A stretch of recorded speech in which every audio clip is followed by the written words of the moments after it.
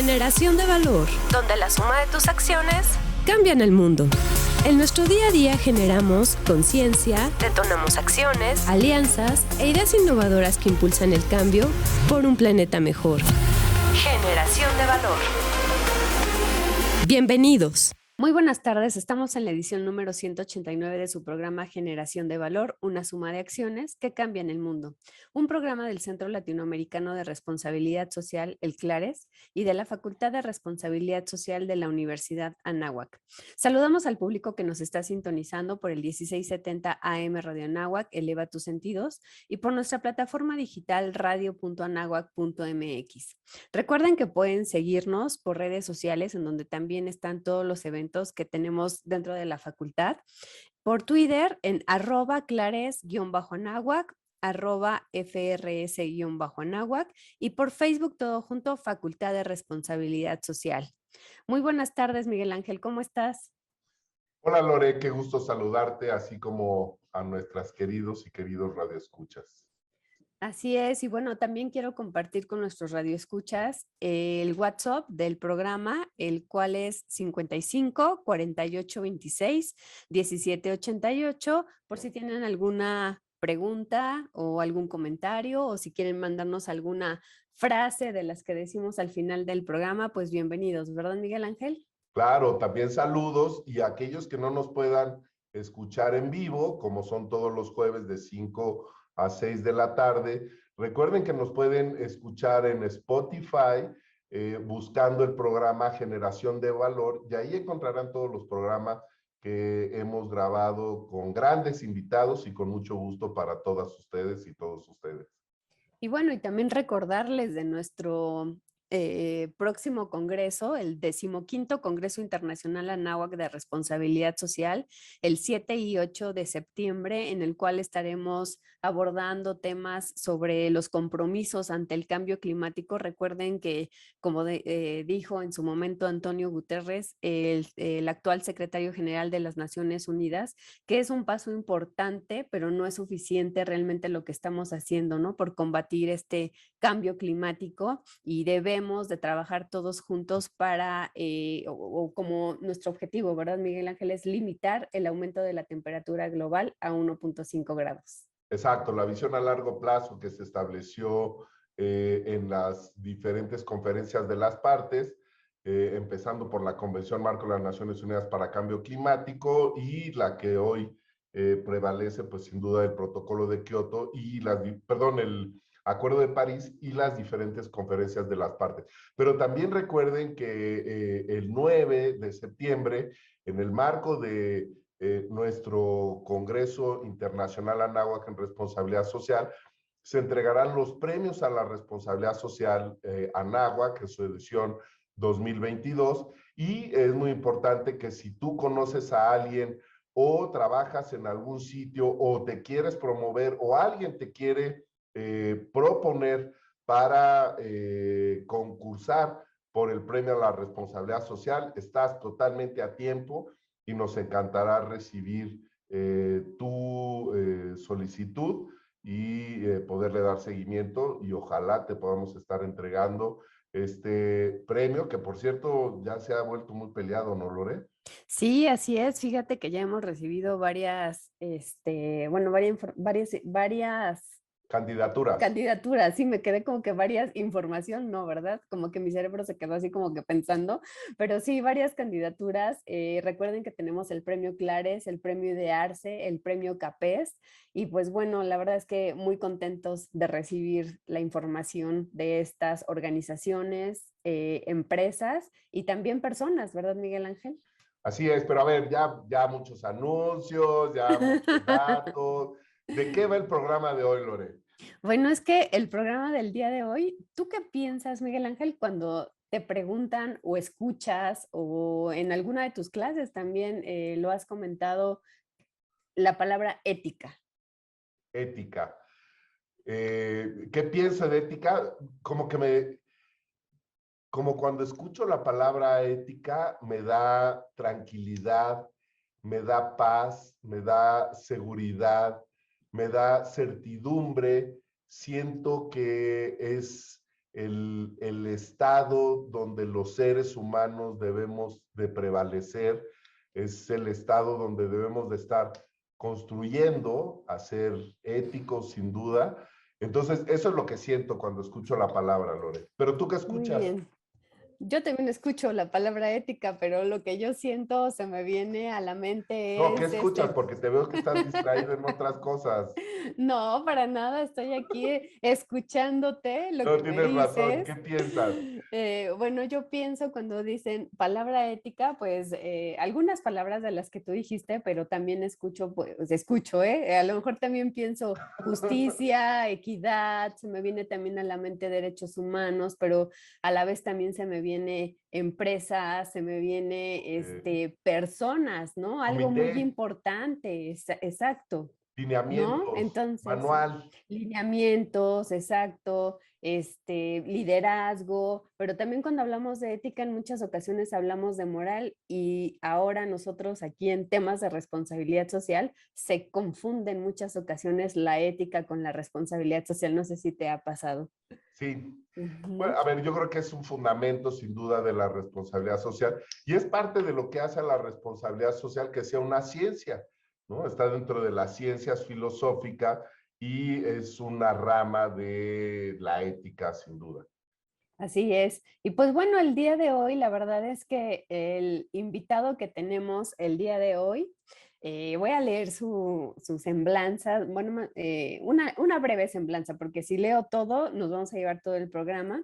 Fíjate que él es el doctor Fernando Galindo Cruz. Él es profesor investigador en la Facultad de Filosofía de la Universidad Panamericana y también aquí en la Universidad Anáhuac. Y pues bueno, fíjate que él estudió, es doctor en filosofía por la Universidad de Constanza, a ver si ahorita lo pronuncié bien, porque él estudió en Alemania. Es maestro en filosofía por la Universidad Nacional Autónoma de México y es licenciado en filosofía. Entonces, fíjate, es licenciado, maestro y doctor en filosofía y sus áreas de especialización son en torno a la filosofía práctica de Platón y Aristóteles y la filosofía política de Hannah Arendt. Y pues bueno, sin más preámbulo, demos la bienvenida a Fernando Galindo. ¿Cómo estás, Fer? Hola Lorena, Miguel Ángel, muchas gracias por la invitación. Pues muy agradecido de que me hayan invitado. No, Muy los bien. agradecidos somos nosotros, porque queremos que nos compartas, que nos permitas abrevar de tu conocimiento y que nos digas cuál es el estado actual de la ética, cómo las organizaciones lo están haciendo cada vez más pragmático y probablemente, pues a partir de ahí, cómo se irá construyendo el futuro para las organizaciones públicas, privadas, sociales, para las personas, para los países, los gobiernos locales, los municipios, en temas de ética, ya que tú eres un experto en la materia. Pues es una pregunta muy amplia.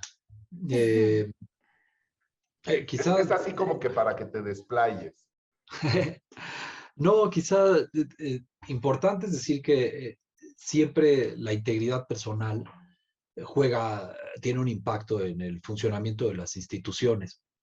Y esa integridad personal, pues es el efecto o un modo de llamar a la ética personal, que no deriva necesariamente del estudio de la ética como filosofía, que es parte de lo que a mí me ha tocado estudiar y trabajar en la tesis doctoral.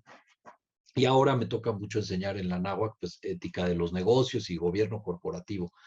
Y esa integridad personal, las personas la podemos desarrollar gracias a la educación, a la experiencia que tenemos, a educación en sentido profundo de educación de la sensibilidad, de educación de la voluntad, de los deseos, no tanto educación escolar. Es una pregunta pues, interesante, es si se puede enseñar la ética y se puede enseñar la teoría, ya que las personas se comporten del modo que más les conviene. Eso en cierta medida es imposible. Hay siempre una barrera de libertad personal que no puede violentar ningún educador, ninguna educadora. En las organizaciones, en cualquier organización es importante la integridad personal porque eso es lo que define si la organización puede cumplir con su misión, con su vocación y su papel en la sociedad o no. Si las personas se comportan como deben o no. Y eso depende, hay muchos factores y para que una empresa haga bien su trabajo, pues no es solo la integridad personal, el gobierno corporativo juega un papel, el marco regulatorio, la cultura corporativa, eh, el buen liderazgo, pero sí es muy importante la integridad personal. Entonces, yo diría, en cualquier institución, en cualquier momento de convivencia humana, cómo se comporten las personas tiene un impacto.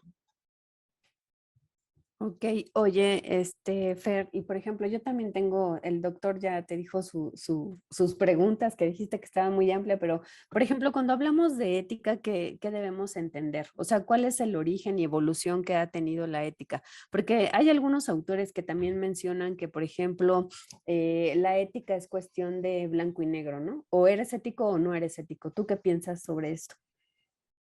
No, bueno, a mí se me hace una ética, una evaluación de las personas absurda y extremadamente rigorista.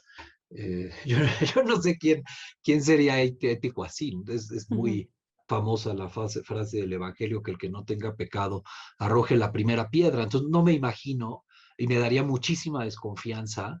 Bueno, es más, las veces que me han tocado alumnos de ese perfil que dicen, pues nunca se equivoca uno y uno nunca comete errores y uno nunca toma malas decisiones y nunca trata mal a nadie. A mí me parece que es una evaluación muy pobre de nuestro desempeño y muy arbitraria. Y que creo que las personas nos esforzamos por hacer lo que más nos conviene, por buscar el bien, por buscar la verdad. Nos esforzamos por tratar a nuestros semejantes como corresponde y fallamos muchas veces. Y quien no tenga ese enfoque, a mí me parece que no tiene idea de qué está hablando, no conoce la historia de la humanidad y jamás ha leído literatura que valga la pena. No, es más, no sé ni dónde aprendieron eso. Pero supongo que es una postura que deriva de cierta ética rigorista que tiene que ver con la ética protestante, con una postura en la que completamente de blancos y negros. Ojalá las cuestiones éticas serias fueran de blancos y negros y fuera muy claro qué está bien y qué está mal. Hay muchos momentos en la toma de nuestras decisiones a nivel personal, a nivel familiar, en las amistades, en los empleos, en que no nos queda claro qué está bien y qué está mal y vamos tanteando y nos vamos moviendo y decidiendo lo que podemos en ese momento. La ética, hay al menos tres acepciones que a mí me gusta explicar en las clases. Bueno, yo nada más quería aclarar que hace ya tiempo que no soy profesor de la Panamericana, me dieron Ah, las ok. gracias en 2018 y actualmente soy profesor de la Anáhuac en Economía y Negocios y soy profesor invitado del TEC de Monterrey. Y a veces voy a la Panamericana de Aguascalientes, a la Bonaterra, cuando me invitan y la paso muy bien también porque está todo Aguascalientes. Pero bueno, en las clases suelo decir que hay al menos tres nociones de ética. Uno es la ética como criterio personal de actuación, que es cómo nosotros vamos desarrollando conforme vamos madurando como personas, criterios para evaluar nuestras acciones y nos damos cuenta que no todo lo que se nos antoja es lo que nos conviene y no todo lo que se nos antoja está bien. Vamos de alguna manera matizando la diferencia entre lo placentero y lo placentero dañino y lo placentero bueno. Vamos entendiendo qué es lo útil, por ejemplo, cuáles son aquellas acciones que nos convienen no por sí mismas, sino por las consecuencias que traen. Y luego vamos entendiendo qué es lo bueno por sí mismo, qué es lo que Platón, por ejemplo, Aristóteles llamaban lo bello, aquello que vale la pena por sí mismo. Ese criterio personal de actuación, yo creo que lo desarrolla cualquiera conforme va madurando, es parte del proceso de maduración. No necesitas un doctorado, no necesitas jamás haber leído a Aristóteles, a Platón, a Kant, a quien ustedes quieran. Es simplemente parte de la evolución, no de la evolución, porque no es un proceso natural necesario, es un proceso educativo y de crecimiento personal que se da cuando la persona se empeña en eso. Pero nos podemos encontrar pues, mujeres y hombres que toman buenas decisiones, que son muy buenos consejeros y nunca han ido a una facultad de filosofía o han tomado un curso de gobierno corporativo o ética. Entonces es una primera noción. Y creo que parte de esa madurez ética es aprender a desconfiar de uno mismo. Por eso se me hace extraño esto que me decías de una ética de blancos y negros, se me hace peligroso, porque eso implica que no seas capaz de desconfiar de tu propio juicio y que consideres que porque tomaste la decisión es la correcta.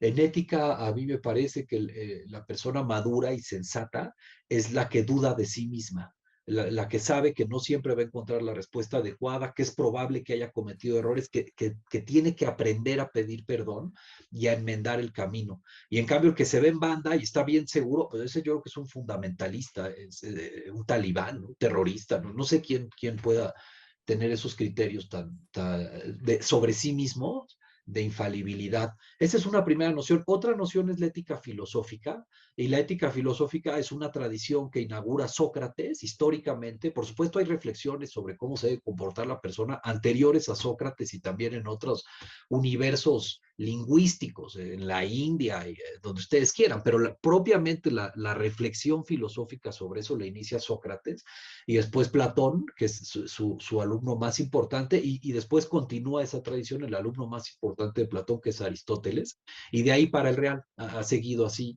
desarrollándose pues, una conversación a lo largo de los siglos que tiene que ver con las intuiciones que tienen estos filósofos, sus preocupaciones y también el momento histórico que les toca vivir. Por eso no es lo mismo la aproximación que puede tener Thomas Hobbes, por ejemplo, o Immanuel Kant, o Jean-Jacques Rousseau, con la aproximación que tuvo Platón, o la misma Hannah Arendt, que ella no se considera, Hannah Arendt es otra historia, pero la misma Hannah Arendt, cuando hace reflexiones que tienen impacto en la ética, lo hace desde su experiencia como una sobreviviente de la Segunda Guerra Mundial y como una judía emigrada de lengua alemana, o sea, muchos aspectos. Esa es una segunda noción de ética, esa es la que repasamos en la escuela, ¿no? Oye, Fer, pues mira, ¿qué te parece si vamos a o bueno, más bien tenemos que ir a un corte, pero cuando regresamos nos sigues platicando sobre este origen y evolución que ha tenido la ética? Entonces, no se vayan, regresamos. Estamos regresando a su programa Generación de Valor, una suma de acciones que cambian el mundo por el 1670 AM Radio Anáhuac, eleva tus sentidos. El día de hoy estamos platicando sobre la ética con el doctor Fernando Galindo Cruz, doctor en filosofía. Y bueno, Fer, te interrumpí antes de irnos al corte, nos estabas platicando sobre ese origen de Platón, de Aristóteles. Y pues bueno, cómo esta se daba desde aquellos tiempos, hablando sobre ética. Y pues bueno, te interrumpí y ibas a mencionar algo de Hannah Arendt. No, nada más que cada uno hace ética desde o toma, por un lado desarrolla su criterio personal desde la vida que le toca vivir y las experiencias que tiene, y por eso son tan variadas las aproximaciones de las personas, tiene mucho que ver con cómo fue tu socialización, cómo era tu entorno familiar, si tenías un entorno familiar sano o no. Por otro lado, de las intuiciones que tiene cada quien, también los filósofos tienen intuiciones, de pronto captan cosas que a lo mejor alguien más no había visto. Y en ese sentido, a cada generación le tocan sus propios retos y sus propios problemas. El problema, por ejemplo, del cuidado del medio ambiente, la transición energética, todos estos temas que ustedes conocen mejor que yo, son en gran medida propios de este momento histórico, ¿no? La inteligencia artificial no era un desafío que se hubieran planteado Platón o Aristóteles, o el funcionamiento de los mercados financieros, pues no es algo que pudieran haber tratado como tal, porque no existían mercados financieros con la complejidad y el alcance que tienen ahora. Entonces, eso respecto a la ética filosófica. Y luego hay una tercera noción, que es la moral. Y ahí yo no sé si es lo que tú mencionabas al principio, quizás sí, que es, luego la gente se confunde. Moral, en estricto sentido, en tradición filosófica, digamos, coherente. Moral son las costumbres que prevalecen en un cierto grupo social. Son esas normas no escritas, es muy extraño porque es un código informal, no está escrito en ninguna parte, simplemente se genera de forma un tanto espontánea con la interacción de las personas y que dice qué se acepta socialmente y qué se rechaza socialmente. La moral es importante, se puede estudiar, es interesante, la sociología estudia muchas veces la moral, la psicología estudia la moral, a veces no le dicen así, pero es lo que están haciendo.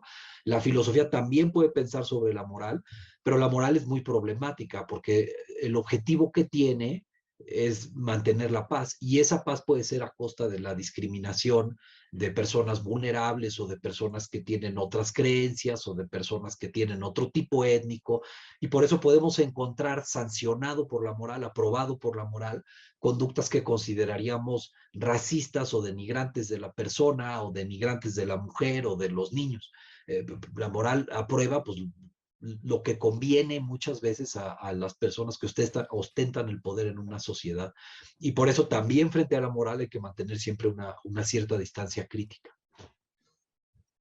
Ok, oye, y bueno, yo al estar en una facultad como economía y negocios, ¿cómo haces este link de la ética con las empresas? Fíjate que, bueno, digo, leyendo también por ahí, no sé si tú estés de acuerdo con Victoria Camps, ¿no? Ella nos dice que, pues bueno, ella considera obviamente pues repensar, ¿no? Los modelos de hacer negocios, ya que ella lo que nos dice es, debemos buscar que la competitividad actual se transforme en cooperación y la eficacia se convierta en confianza. Pero yo creo que para tener esta confianza, pues parte importante está la ética, ¿no? Que nosotros debemos de desarrollar tanto como individuos, como tú ya bien mencionabas este origen, que a lo mejor ese viene también con Sócrates, ¿no? En el cual dice, si tú eres responsable de ti mismo, puedes brindar esa responsabilidad. Yo digo aquí lo mismo, ¿no? Si eres ético como persona, puedes, o esto se va a ver impactado en la organización en la que tú te desempeñes, ¿no? ¿Tú qué piensas sobre esto, Fer? Hay enormes cuestionamientos respecto a los modelos de hacer negocio en lo que solemos llamar, yo al menos no he encontrado ninguna explicación suficiente de a qué nos referimos, pero en lo que solemos llamar un modelo capitalista. Y hay enormes cuestionamientos derivados en gran medida del impacto ecológico nocivo del que ya somos muy conscientes, también de los abusos a los que se presta en ocasiones esta lógica de la productividad y de la rentabilidad, de los abusos con las personas y el impacto nocivo en la comunidad, el aumento de la desigualdad, el aumento de la marginación y de la pobreza y la afectación al orden democrático a partir de la imposición de intereses de tipo privados y que favorecen a unos cuantos y que no tienen transparencia y no se discuten en la ley pública, en el ámbito público. El establecimiento de poderes privados fácticos en una sociedad, pues ha llevado a cuestionar el capitalismo. La discusión es enorme y es muy interesante respecto a lo de la competitividad y la cooperación. Obviamente tiene que haber un ámbito para la competitividad y ese ámbito me parece que no solo es el ámbito empresarial, también en la academia tiene que haber competitividad, porque si no todos nos volvemos mediocres y no hay criterios para medir y no hay criterios para evaluar un trabajo académico de mayor calidad y distinguirlo de uno de menor calidad, caeríamos en la más grande de las mediocridades y el avance intelectual, el avance del conocimiento, el avance de la docencia sería nulo. Entonces es muy importante que haya esa competencia. El problema que vemos, yo en eso no estaría de acuerdo del todo con ese diagnóstico, es la falta de competitividad. Dos problemas. Uno, que no hay una cancha pareja, no hay condiciones de competencia equitativas en el ambiente empresarial. Esa es la realidad en México, en Estados Unidos, en muchos países. Hay agentes dominantes de mercado que no te permiten competir y no se puede competir en buena lid. Están amañados con los reguladores, hay un amaciato perverso muchas veces entre los gobiernos y las empresas que le hace daño al papel de los gobiernos y le hace daño al papel de las empresas y le hace daño al ecosistema empresarial, porque no permite la libre competitividad, no permite que la innovación, la mayor eficacia, la mayor eficiencia sea la que se lleve mayor rentabilidad.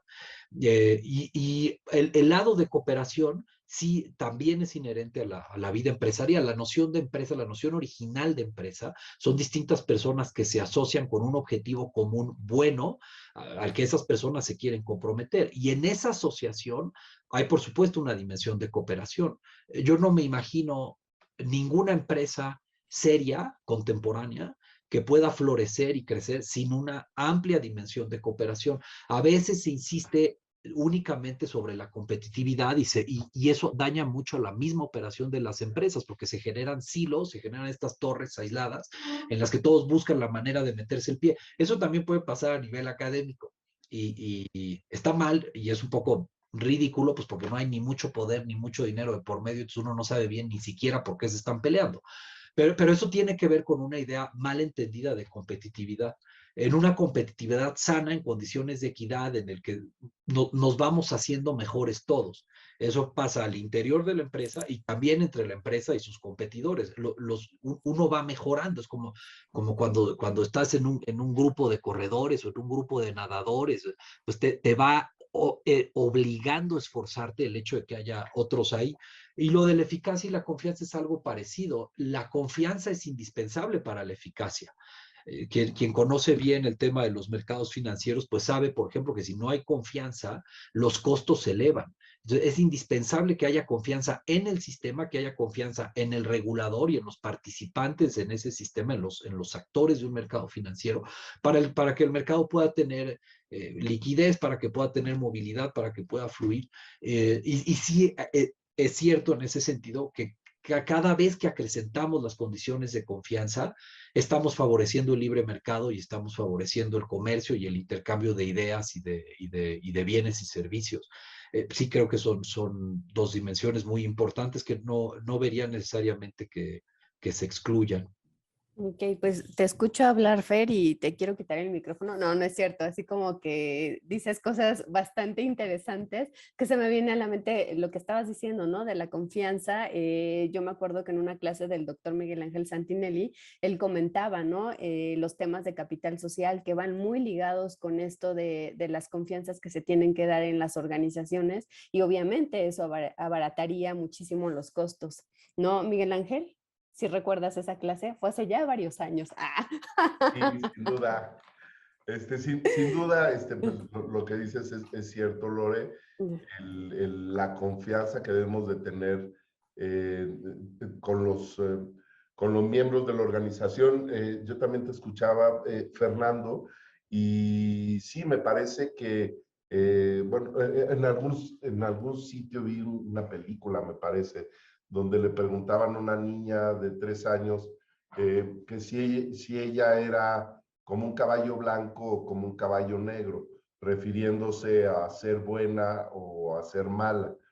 Y ella decía, pues realmente mis pensamientos son como una cebra, o sea, tienen estos dos colores, ¿no? A veces pienso cosas positivas y a veces negativas. Entonces, esto que hablabas de la versión de alguien que tenga así como una seguridad, una convicción ética de que siempre lo que hace está bien, pues sí creo que no es humano, ¿no? Probablemente eso se lo podamos dejar a una máquina y también lo pondría en duda.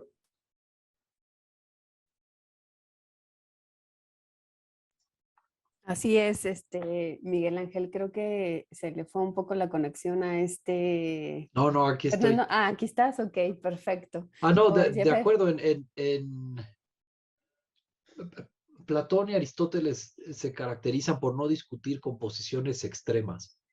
Y estas posiciones de blanco y negro, en serio que no sé, Lorena, a quién te refieres y ni me digas, porque ya desacreditaste toda aquí, su credibilidad académica, pero estas versiones de blanco y negro son para alguien que nunca ha tenido que tomar decisiones, en ningún, o que se miente a sí mismo, porque eh, siempre que se ejerce poder, hay la posibilidad de abusar del poder. Y una de dos, o renuncias a ejercer el poder y entonces te vuelves súbdito de alguien y le entregas la toma de decisiones a alguien más, o ejerces el poder con responsabilidad y eso es con una cierta incomodidad permanente de que puedes estar actuando mal. Eso es la madurez ética y la sensatez. Las áreas más interesantes, o al menos a mí las que me parecen muy interesantes de la vida humana, que son la política, la actividad empresarial, son grises, no son de blancos y negros. En alemán tienen un dicho que es, quien se quiera meter de cocinero, pues tiene que aguantar el calor de la estufa, ¿no? Si no aguantas el calor de la estufa porque te pones nervioso, porque nunca sabes bien qué hacer, bueno, pues no te metas de cocinero, quédate en otro lado y y pues no sé, poemas, o sea, cosas muy, muy hermosas que se pueden hacer, que no enfrentan estos dilemas éticos serios, ¿no? Pero los dilemas éticos justo son problemáticos porque no son de blanco y negro. Ok, pues luego te paso el paper, los papers que estuve leyendo, pero no te enojes. Oye, y bueno, haciendo referencia, tú tuviste una participación en el libro Generar un porvenir compartido. Y bueno, aquí hay una Así, pregunta y ya muy ahí interesante. también pusieron mal mi CV, por eso, de ahí ya sabía yo que eso me iba a hacer daño a ¿De la larga. verdad? Aquí hay una pregunta muy interesante, ¿no? Que dices, ¿qué tipo de empresas necesitamos? Y pues bueno, haces aquí también referencia a la función de la empresa de negocio, es hacer negocio, que ya bien nos lo decía Milton Friedman, ¿no? Desde 1976, que el negocio de los negocios es hacer negocios, ¿no? Y pues bueno, aquí tú mencionas 5 condiciones en las cuales pues las empresas de negocios deben cumplir, ¿no? Entonces, las voy a mencionar y a ver qué me puedes, bueno, qué me puedes decir al respecto, Fernando. Dice, 1, debe operar con afán de lucro y bajo la compulsión de ser rentable. La rentabilidad debe ser resultado, de ofrecer un bien o producto que mejore la vida de la sociedad. 3, la empresa debe también ofrecer empleo en condiciones acordes con la dignidad humana. 4, la operación de la empresa debe ser sustentable.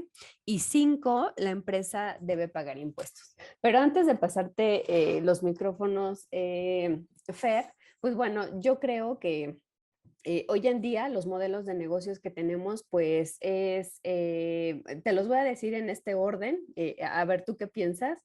1, estos modelos, en primer lugar, quieren ganar dinero. 2, quieren satisfacer las necesidades del cliente. Y 3, generar valor a la sociedad. Yo creo, y de acuerdo a lo que te acabo de mencionar, que pues bueno, tú lo escribiste en este libro, yo creo que este modelo de negocios debería repensarse, ¿no? Debería de cambiar y yo creo que debería de quedar, 1, satisfacer las necesidades y no solo de los clientes, ¿no? Sino además de los colaboradores, proveedores, comunidad, o sea, de todos los stakeholders. 2, generar valor como nuestro programa. Y 3, ganar dinero, pero considerando el no importa cuánto dinero gano, sino cómo lo gano. ¿Qué nos puedes decir al respecto, Fernando? Pues muchas gracias, Lorena, por la pregunta. A mí el tema ¿qué tipos de empresas necesitamos y por qué necesitamos empresas? Me preocupa desde que empecé a dar clases en la Facultad de Economía y Negocios, que fue por allá del 2014.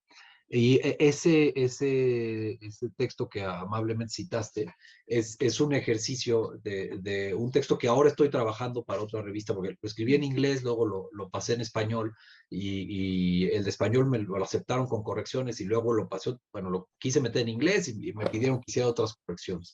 Entonces es un tema que he pensado mucho tiempo y que me parece bien importante. Y una primera parte de la respuesta es, muy bien citado el artículo de Friedman, el de The Social Responsibility of Business, que tiene un acierto y una serie de problemas que si los tocáramos se nos va toda la tarde, ¿no? El acierto que tiene es obvio, que es decir, las empresas tienen que ser rentables, tiene que haber un afán de lucro y ese afán de lucro es sano. Yo eso lo comparto con Friedman. Tiene un problema que no parece distinguir entre corporaciones, o sea, habla de empresas de negocios y luego habla de corporaciones. Y dice, lo que haga la empresa de negocios, la que todavía no es una corporación, que no es corporación porque no hay dilema de agencia, no hay accionistas, ni consejo de administración y alta dirección, esa que haga lo que quiera con su dinero. Pero la que sí es una corporación, esa no puede buscar tener un impacto benéfico en la sociedad. Y eso es muy extraño. Y dice Friedman, mientras gane dinero de acuerdo a la ley y la moral, no hay nada que cuestionar. Y eso Friedman es raro porque en realidad es un filósofo que pasa por economista. Entonces, cuando lo atacan los filósofos, lo que él dice es economista y los economistas no lo atacan porque son sus discípulos, ¿no? A grandes rasgos. Pero como filósofo tiene errores serios y uno es ese, porque obviamente ha habido operaciones que son legales y que son aceptadas por la sociedad y no son éticas en ningún sentido y son profundamente injustas. Una de ellas es la esclavitud, que fue Yo no creo que se deba calificar como institución, porque es una pseudo institución, por eso es tan importante Platón, es un simulacro de las instituciones, pero fue un simulacro de institución que perduró por siglos, y sobre la base de la esclavitud se edificó gran parte de la riqueza de muchas personas en el mundo, de Rhodes, este importante donador de Oxford. Harvard tiene problemas de donadores esclavistas, y Estados Unidos, en ese artículo lo comento porque lo menciona Bue Srinivasan en un libro fantástico que se llama Americana. Dice, lo que valía el mercado de esclavos en Estados Unidos antes de la Guerra Civil, 1860, equivalía a 23 veces el presupuesto del gobierno federal gringo. Es decir, una carretada de dinero, era muchísimo dinero. Es muy interesante pensar que toda esa riqueza se hizo destruyendo valor.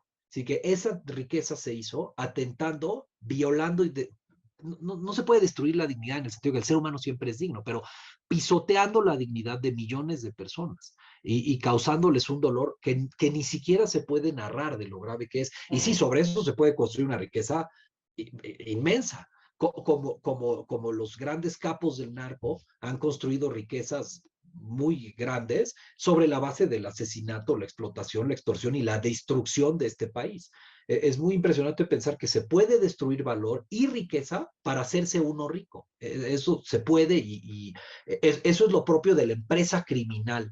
Que la empresa criminal se parece en algunas cosas a la empresa, pero es completamente lo contrario, porque el chiste de la empresa, como bien dijiste, Lorena, es generar rentabilidad de manera ética. Lo que decías, es importante ganar dinero, pero todo se resuelve en el cómo.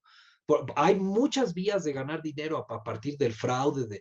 Yo, por ejemplo, hay un profesor ahí que luego da clases en economía y negocios que me cae muy bien porque es muy simpático, pero hace un ejercicio que dice, usted se pudiera robar 32 millones creo que ya no me acuerdo, son 32 o 32 mil millones de pesos. Hace el ejercicio para explicarles a sus alumnos, la verdad no sé qué, porque luego yo dije, ese ejercicio está al revés, tú le estás diciendo que sí lo hagan. Bueno, pues es que mira cuánto dinero es, ¿no? Lo que decía él es, si te robas cierta cantidad de dinero, no hay manera de que te la gastes. Entonces, ¿te la robarías? Ese es el dilema. Se puede hacer, uno puede hacer muchísimo dinero robándole a los demás y explotando a las personas. Oye, Fer, pues tenemos que ir a un corte. Ahorita te digo cuál es la finalidad de ese ejercicio que hace ese profesor, que sí es bastante chistoso. Pero bueno, regresamos, no se vayan. Estamos regresando a su programa Generación de Valor, una suma de acciones que cambian el mundo por el 1670 AM Radio Anáhuac, eleva tus sentidos. Estamos platicando el día de hoy con el doctor Fernando Galindo Cruz, doctor en filosofía en temas de ética. ¿Qué te ha parecido el programa, Miguel Ángel? No, está interesantísimo. Yo la verdad no quiero interrumpir y por favor, expliquen este ejercicio, ¿no? Es un Nos dejaron a ejercicio, medias así sí, de ¿verdad? qué Pues va. Lorena dice que ella conoce la explicación. Yo la escuché y tan no Es la que, entendí que la olvidé, porque a es mí que me parece fue, que convencía de lo mm, contrario. no, es que fue mi profesor en la maestría en finanzas. Como ustedes saben, tengo, o bueno, realicé la maestría en finanzas, y pues bueno, lo que este profesor quiere con el objetivo de este ejercicio es decir, ¿para qué quieres ese conocimiento que tú estás adquiriendo? ¿Para hacer el bien o para hacer el mal? Entonces lo que él te dice es, a ver, cierta persona que no voy a mencionar en este programa, está en la cárcel porque está acusada Que ya por salió, ¿eh? Ya robarse, salió. ya salió, pero está Se acusada, casó, le entró el amor se casó, parecía la abuelita de este muñequito malo de las películas de miedo, pero bueno, está acusada y está en la cárcel por tantos millones de pesos. Tú, con lo que estás, con esa información que tú estás adquiriendo por venir a la universidad, por aprender más cosas, ¿para qué quieres ese conocimiento? ¿Para hacer el bien o para hacer el mal? Y entonces es ahí donde entraba esa cuestión como ética que él te decía. El día de hoy, con los conocimientos que tienes la oportunidad, pues a lo mejor, de realizar esta cosa mala que hizo esta persona. ¿Lo harías o no lo harías? Pero bueno, ese ya es tema de otro programa porque sí nos vamos a llevar y aparte ya estamos casi llegando a la recta final y pues bueno, yo todavía tengo más preguntas, Fer, entonces, pues bueno, eso lo dejamos para otro programa. Igual invitamos al profesor para que él nos diga para de que qué se se trata, defienda. ¿verdad? Así es, así es. Y pues bueno, sí, coincido contigo en que pues obviamente la empresa, cuando uno dice estoy hablando de empresa o voy a ser empresario, este profesor también te dice hay que tener cuidado si es empresario o si quieres ser empresario o si quieres ser hombre de negocios, ¿no? Porque al final del camino el hombre de negocios siempre va a ir por el número y a toda costa va a tratar de llegar a ese número. Y sin embargo, un empresario, como tú bien lo acababas de decir en el corte pasado, pues es que el empresario ve por la empresa, ve por justamente las personas que trabajan en, o sea, como que pone al centro de todo a las personas y de ahí obviamente pues va a generar un valor y seguramente va a ganar dinero, ¿no? Pero aquí es también muy importante lo que nos decía Peter Drucker, ¿no? La gestión es hacer las cosas bien, el liderazgo es hacer las cosas correctas, ¿no? ¿Qué piensas, Fer?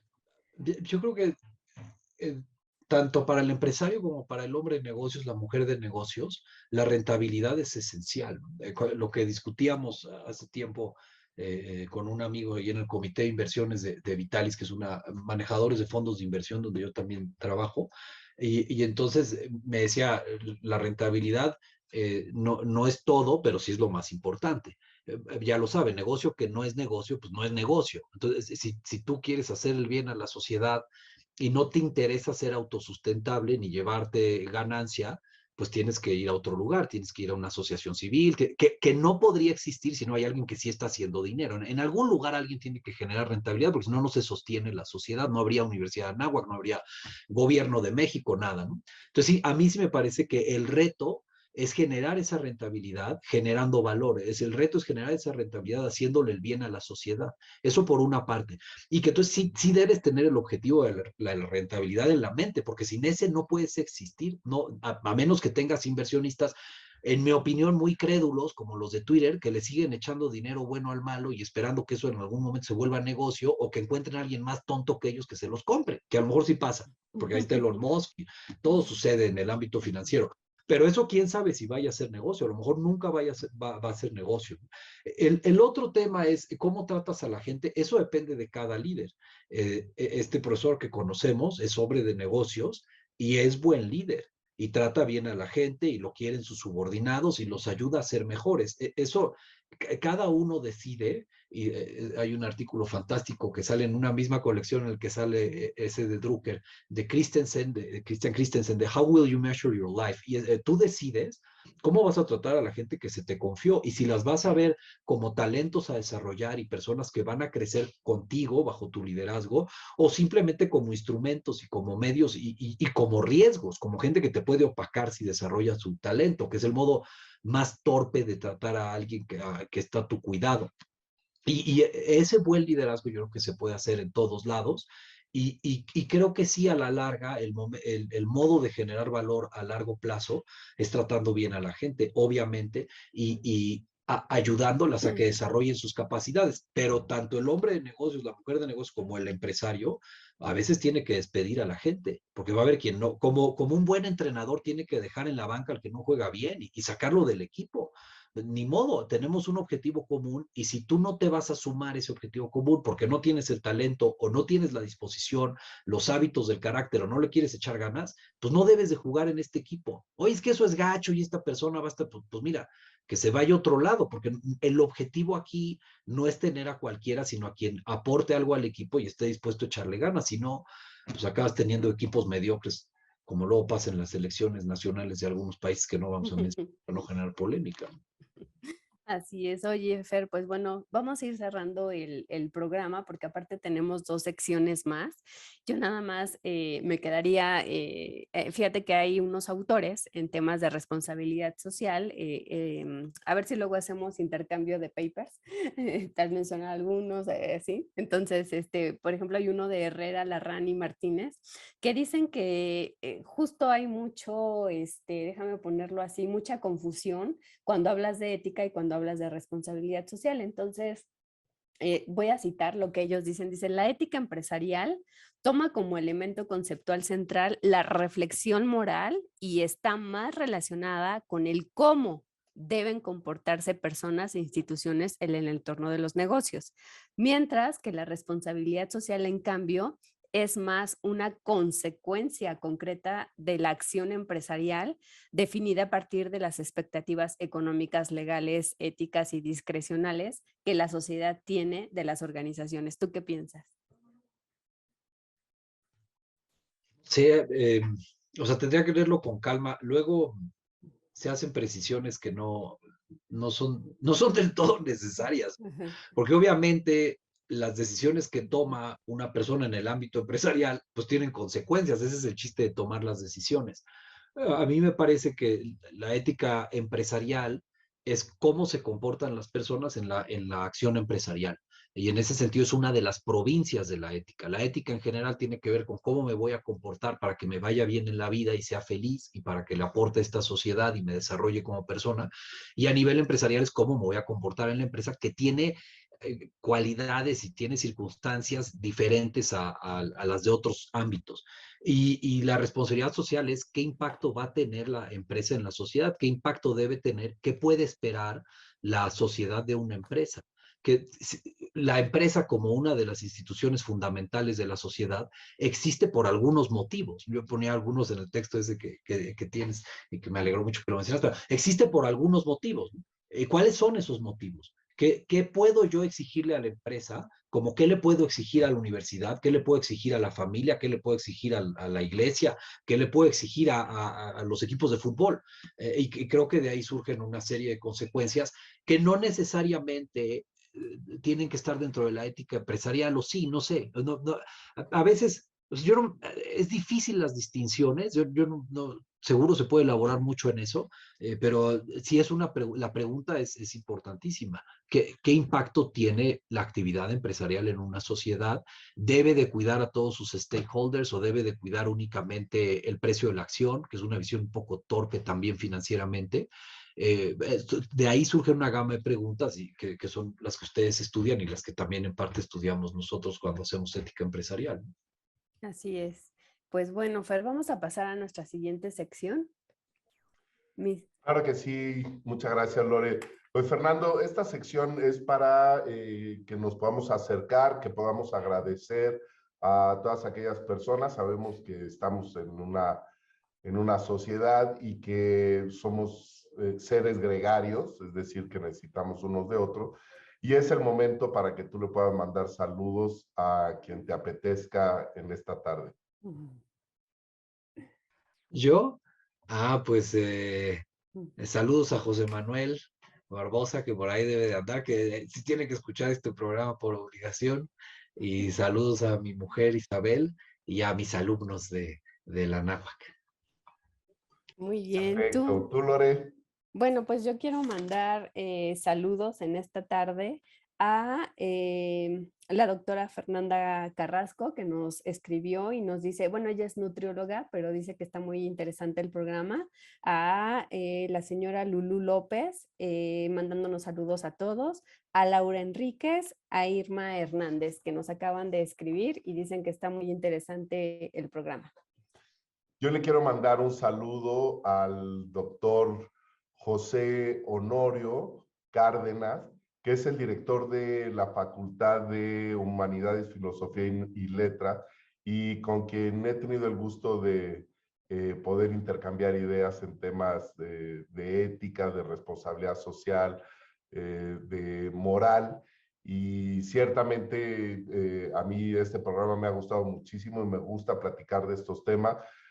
No es mi expertise, pero de verdad disfruto y gozo el tener estos acercamientos. Entonces va un saludo al doctor Pepe Honorio.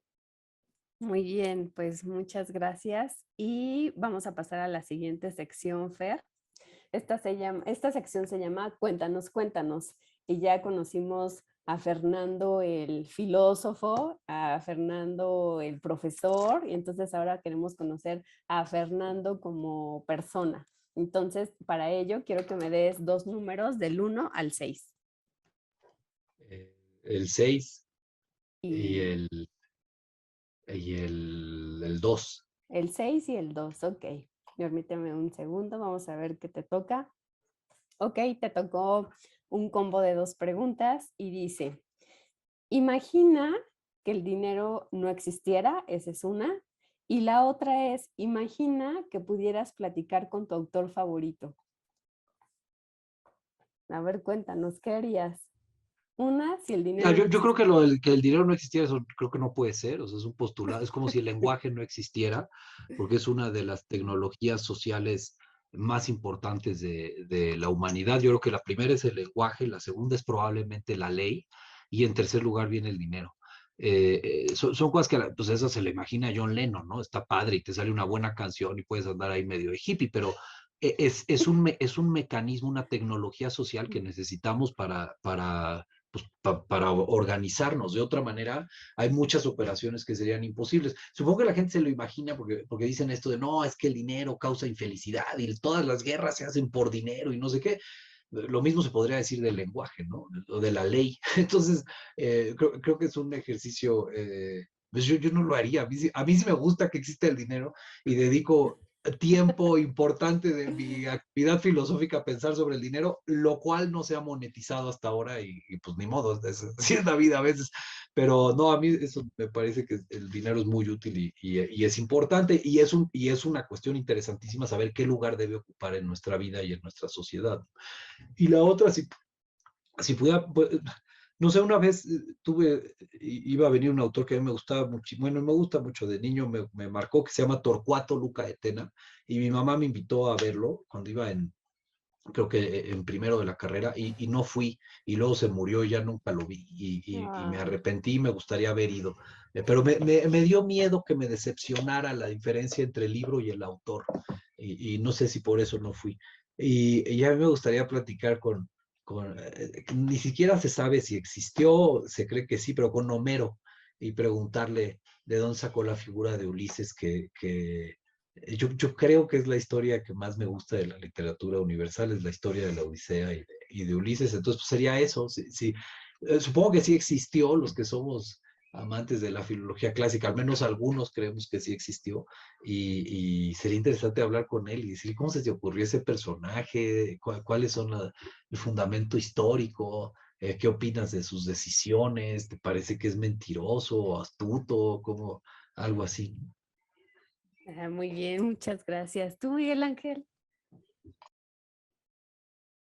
Pues yo para tratar de dar respuesta, porque también coincido con los comentarios de Fernando, o sea, sí creo que debe de haber alguna forma de hacer estos intercambios. Antes no teníamos el papel y aquí en el México prehispánico lo hacíamos con semillitas de cacao, ¿no? Y eso era la forma de intercambiar. Entonces, si no existiera el dinero, seguramente inventaríamos alguna forma de intercambiar por estos bienes y servicios. No sé cuál sea, ni sé si fuera mejor que lo que tenemos ahora. Lo que también creo que vale la pena reflexionar es si debemos de tener tantos tipos de dinero. Eso queda ahí en la respuesta de los financieros, de los economistas. Si no hoy en día con un mundo globalizado pudiéramos tener un solo dinero, ¿no? No sé los retos que se plantearían, cuál escogeríamos, por qué. Recuerdo también que antes el dinero estaba respaldado por la cantidad de oro que tenían los países. Hoy en día no tenemos ese respaldo y luego pues generamos más dinero y hay una inflación. Eh, Esas cosas creo que sí podríamos reflexionar hoy en día y quizá porque no soy experto, quizá puedan mejorar el tema de que más personas tengan más satisfactores, porque creo que también para eso es el dinero. Y si yo pudiera platicar con mi autor favorito, bueno, la verdad es que tengo muchos autores favoritos, pero uno que a mí me encanta es Eric Pianka, que es un ecólogo, herpetólogo de hecho, de California, y él, su línea de investigación es la evolución, ¿no? Está explicando la evolución de los seres vivos, pero a su vez es un hombre muy religioso.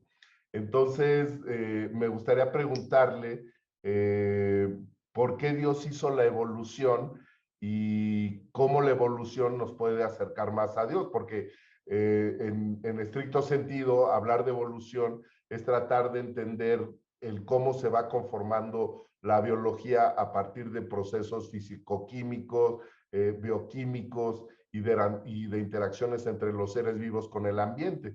Y ahí pues no está esta dimensión de Dios. Entonces, ¿cómo él encuentra esa dimensión de Dios en su día a día para tratar de explicar la evolución? Muy bien, pues muy bien. Muchas gracias a los dos por sus respuestas. Pues yo creo que a mí, imagina que el dinero no existiera.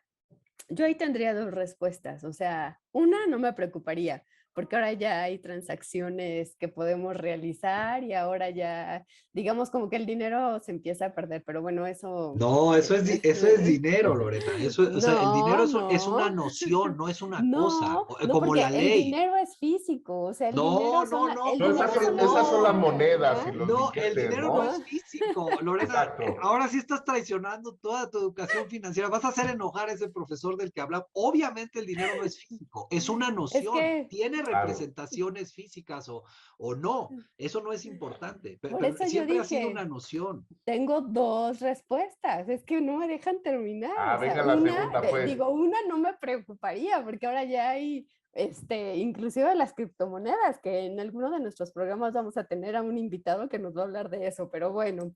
Y la otra es que cuando vi la pregunta de imagina que el dinero no existe, sí me vi así como que con mi mamut y vi a Fernando con sus pescados y vi al doctor Santinelli así de ¿dónde nos vemos para intercambiar? O sea, la verdad es que sí me causó así como que un shock, pero ya después dije, bueno, tranquila, ya estás en este siglo en el cual pues obviamente los temas de telecomunicación están a tope, entonces pues bueno, no te preocupes, o sea, como que primero entré en crisis y después ya no, ya ven, esas son mis dos respuestas.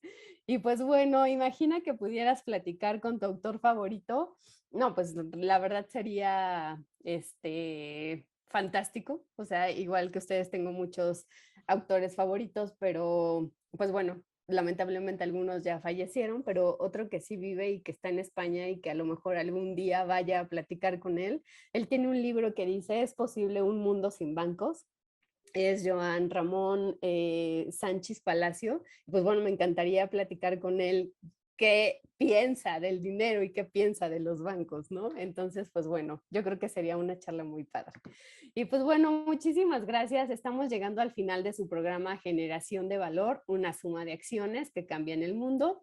Nos despedimos del público que nos está sintonizando por el 1670 AM Radio Anáhuac, Eleva tus sentidos. Agradecemos al señor Mario en los controles, a Juan Pablo y a Rocío por la administración del programa. Obviamente agradecemos la presencia del doctor Fernando Galindo Cruz, doctor en filosofía, y Miguel Ángel y yo les dejamos con esta frase de Rafiki de la película del Rey León que dice: el pasado puede doler, pero tal y como yo lo veo, puedes o huir de él o aprender de él.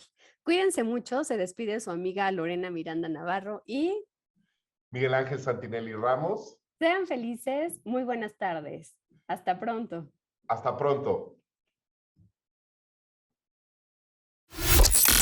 Hemos llegado al final del programa Generación de Valor. Una suma de acciones que cambian el mundo.